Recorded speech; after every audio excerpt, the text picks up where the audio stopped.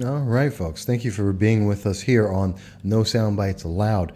And I am your host, Michael Voss, the Dragon of the Southern Tier. And we are watching this, of course, on the Exceptional Conservative Network. Please do check out some of the other great artists on the program, like Dr. Jane Ruby and Ken McClinton and so many others. We do a great program here trying to get out the conservative thought that you don't get to hear everywhere else. The unique and local views and national views.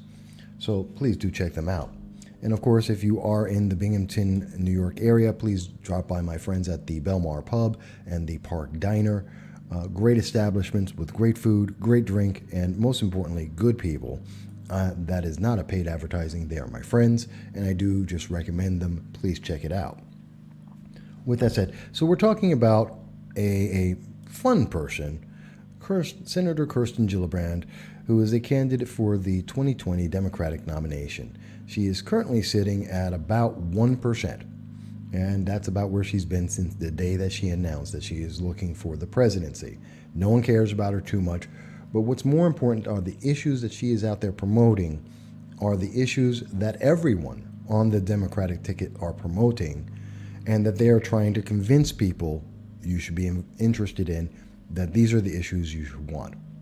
And in particular, we're talking about the article from Politico on May 19th, where she's saying that she would trust illegal aliens, individuals who have already broken the law of the United States, and she would just trust them to be able to be around everyone else and just run around, even though she wants to secure the border to prevent terrorism, to prevent human trafficking, to prevent drug trafficking, and to prevent gun trafficking. These things that are very important, which you would think most people would agree with, and yet she doesn't want to use the most effective way to protect people, which would be a border wall, which effectively does what she says it should do: slow down, if not stop, all of those things. Rather, she wants to go through some other system, which many of the people in her party are trying to get rid of as well. The other means to protect us, which is ICE, from those illegal immigrants that have broken our law. So it's very convoluted here. And I don't understand what the goal is. And I don't think anyone really realizes how dumb this is. I know she's saying that, and I say it's dumb, and I don't mean to pick on her. I'm not trying to be personal here. This is a dumb policy. The way she has stated it, what it says, is a dumb policy. Not that she is dumb. The policy is dumb. Because, one, you're not going to address the very simple, most obvious way to stop a lot of this, or to prevent or slow down a lot of this, which is a border wall. That is the first, most simple, cheapest way to help control and secure our border against all the things that she has named that she wants to protect Americans from. And yet she won't do it. It makes no sense. That is dumb. When you have a policy that doesn't go, it's Occam's razor. The best answer is often the simplest answer, or the answer is often the simple answer. This is the simplest answer. You put up the border wall, you slow down all of the problems. It makes it more controllable. You secure the border. But she doesn't want to do that. But she also made an allegation in this. She made a claim that, all you have to do, don't worry, let the illegal aliens into the nation, because they're not immigrants. They broke the law. They don't have authorization to be here. So she said, let the illegal aliens into our nation, and don't worry, they'll go to court to be able to see if they can stay in the United States. That's not true. That's not even close to true. Because just on January 27th of 2019, the article is from the Washington Examiner, and it says, the headline, "New Crisis, 43% of illegal immigrants skip court hearings, 49% for minors." That's the article's title. So right there, we know instantly she's talking about something that's just crazy.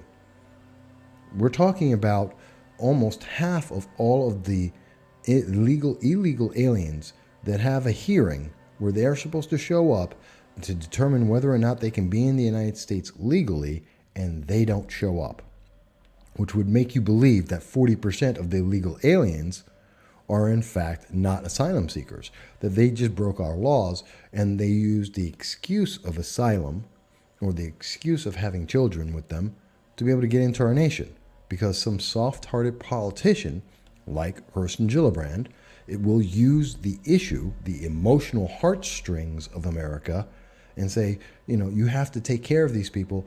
We can trust them, and it's okay. And then they don't show up. And then some of them go on to commit crimes like drunk driving, murder, and various other crimes. This is a problem. This is a problem. And she doesn't even want to address that. I mean, remember, back in January, we were told by the Democratic Party that there wasn't even a border crisis. I mean, I'll give her that. She's finally admitting, after the fact, that there is a crisis at the border, something that has been said consistently by the last 3-4 presidents in a row. But finally, under President Trump, she's now saying that there is a border crisis that we all knew and recognized already. When 15,000 people show up at your door out of the blue, uninvited, and they're trying to forcibly enter your property, that's a crisis. I don't care who you are. If 15 people showed up at your door, tried to break down your door to get into your house, you would call that a crisis. Okay? That's a crisis. It's our border, same difference. Not a difference there. 15 people trying to break down your door, 15,000 people trying to cross our border. It's the same thing. That is a crisis. So she's finally admitting that, but she doesn't want to improve the security at the border by actually putting up a fence, which you might do for your house. If you're constantly getting people trying to break down your door, you may want to put up a fence to give yourself a little more room, make it a little bit harder for them to get onto your property to then try and break down your door. That seems logical. Instead, she's saying, no, open up the door, let them walk into your house, and once they're in there, they may decide to stay, or maybe they leave. They'll have a conversation with you, and then they'll see how they feel about it. Are you crazy? I don't understand this. You know what? I do understand it. You know where this comes from? It comes from this. My real objection is I want to get to the Golden Hill, but I don't think that's the way to get there. I believe one of the greatest human failings is to prefer to be right than to be effective. And political correctness is always obsessed with how right it is without thinking of how effective it might be. I wouldn't class myself as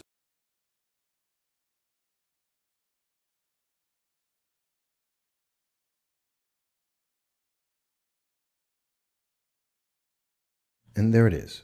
What he just said, Stephen Fry, at the Monk debate, made it very clear. Progressives want to be right. It doesn't matter if it's the right answer. It doesn't matter if it's the correct solution. They want to be right. And that's why we have to deal with this. And I have to think about it. When we see this, when a wall is the simple answer, when we know that 50% of those who are illegally entering our nation are not showing up for the appointments in the courts, to say that, well, we can have an open door policy and we can trust them to show up in our courts, and we can trust them to have the vaccinations and immunizations that will protect the people they're standing around, and we're seeing everything and saying that that's not true, then you are deluded. No, Kirsten Gillibrand absolutely doesn't deserve to be a presidential candidate, because that doesn't make any sense about what she's talking about. None whatsoever. And by the way, I didn't get into it. I spoke about it, but one of the articles about the Democrats who were refusing to fund the wall and calling it immoral, that was back on December 28th of 2018. That's from an article from pbs.org. Democrats refuse to fund Trump's immoral wall. So you can look that up for yourself. And if you're listening on the show, on the audio, you'll be able to see that.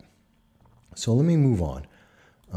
We got about 15 minutes left, so let me move on. I wanted to talk about a little bit about Switzerland.